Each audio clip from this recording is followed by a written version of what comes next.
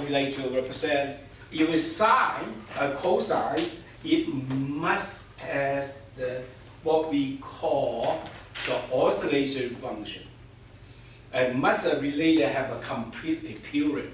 Because if a sine function, in that case, is an oscillation like this. Like that.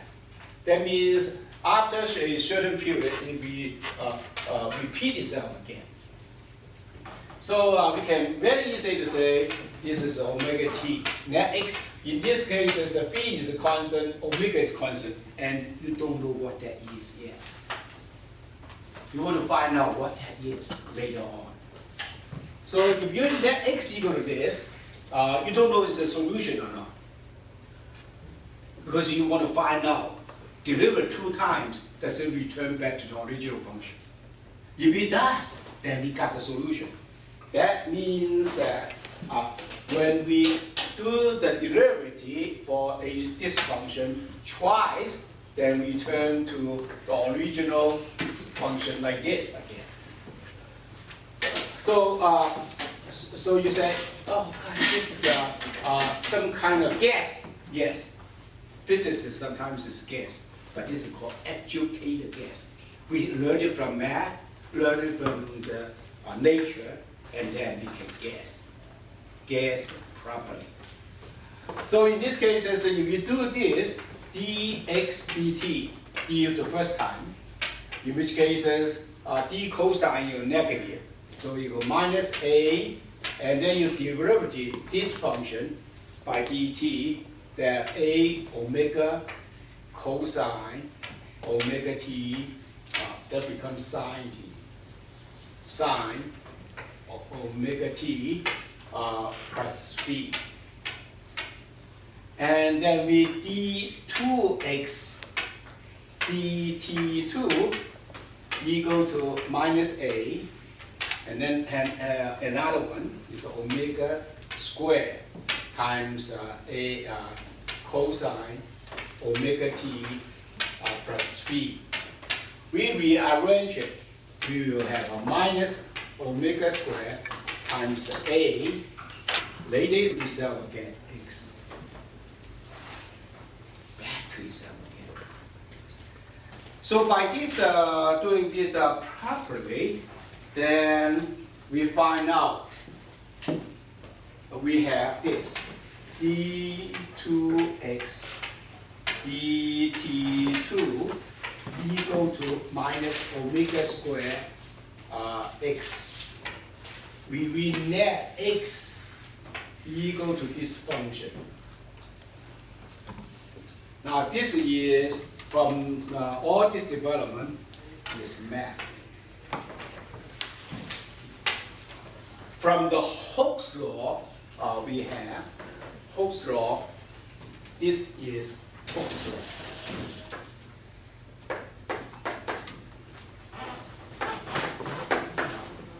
Hooke's law is physics.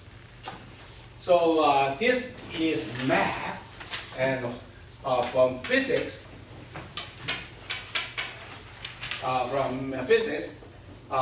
is d2x dt based on Hooke's law. In order for all this describing the Hooke's law phenomenon, all this have to satisfy one thing.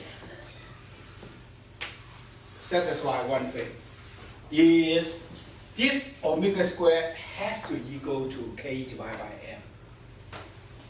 So in this case, so omega squared equal to k divided by m, and omega is equal to square root of k divided by m. Now, all of a sudden, dawn on us, omega turned out to be an angular velocity. Omega is angular velocity. So from all these comparisons, we have omega squared is equal to k divided by m. section 12.2, so that this one is called the math equation. So that omega squared equal to k divided by m. So that omega equal to angular velocity is equal to k divided by m squared root.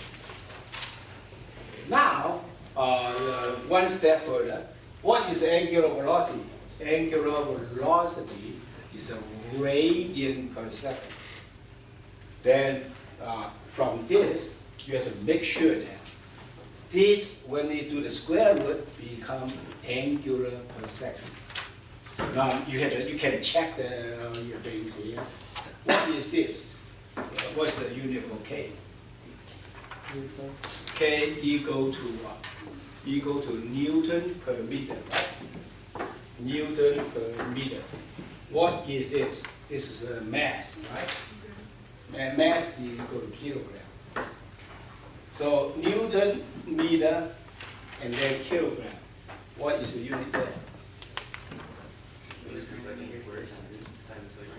That's right, and square root become 1/2. That matches with the angular velocity. See, when everything works out, it works out perfect. The simple is the best. Okay? So from this on, then we can figure out all the important information. One of the most important information is called period. T is equal to 2 pi divided by omega. Okay, if it's 2 pi divided by omega, that's equal to 2 pi times square root of m divided by k. T is associated with a period for oscillation. That means it goes through one cycle. T, that is equal to T. Then now, we have to do the experiment. Because it's just on the book, it's not good enough. You have to go to the lab to do this experiment. I think we will do this lab on Monday. Do you have to really plotting this curve? No. We're going to be using motion sensor for doing this experiment. Very beautiful, very beautiful. And the lab is matched with the things very, very well. Okay? So anyway, we finished section 12.2. 12.2 section have a couple of very good examples. We'd like you to study what we call the example 12.1. Just want you to prepare the exam. So after, what is so good after you're getting math equation? An equation representing the motion. Okay?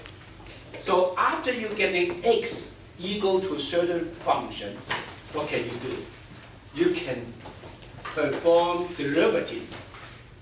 If you do the first order derivative, you will find out during this oscillation, you can find out dx dt, then that gives you velocity at any time when you do oscillation. But if you don't have the equation representing this oscillation motion, you cannot do it precisely at certain time the velocity. At the same time, what is the association? With this equation, you can do all that. Okay, now we want to using the section 12.3 section. After you have all this, you have a 12.3. How about we figure out the energy? Okay, the energy has two concerns. One is called kinetic energy. So equating with this this representation of the mathematical equation, we can find out at any time what the velocity is, and at any time what is the potential energy is. So we can do the comparison at any time is kinetic energy and potential energy is a constant or not. Boy, the math is beautiful. Turn out that from this simple mathematics, and we prove that during this oscillation, the kinetic energy and potential energy added together is equal to constant. So we like to show you that on 12.3 in simple harmonic motion. And this is a very addictive thing to think about. So we have an equation called x is equal to a times cosine omega t plus v. So we like to have that. The first we like to figure out what is potential energy is spring. Kinetic energy for the spring, potential energy for the spring, we studied that for the spring.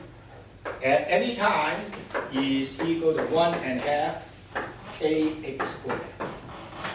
In that case, is equal to 1/2 k squared times cosine square omega t plus v. Okay, so that is a potential energy. Now we like to say what is the kinetic energy at any time for the spring constant at the spring motion.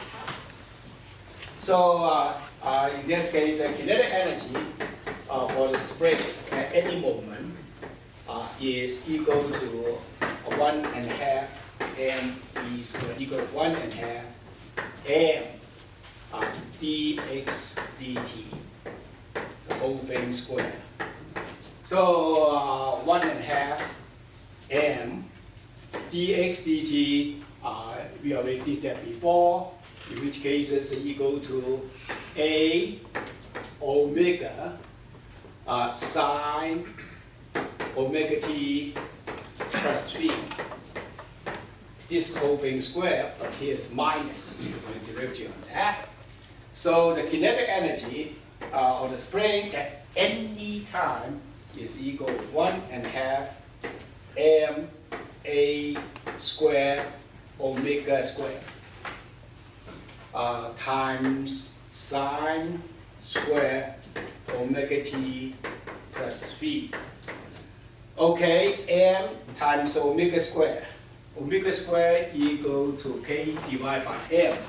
So that from all this is equal to 1/2 k a square sine square omega t plus v. Okay, for total energy for the system, total energy is equal to mechanical energy is equal to potential energy plus kinetic energy.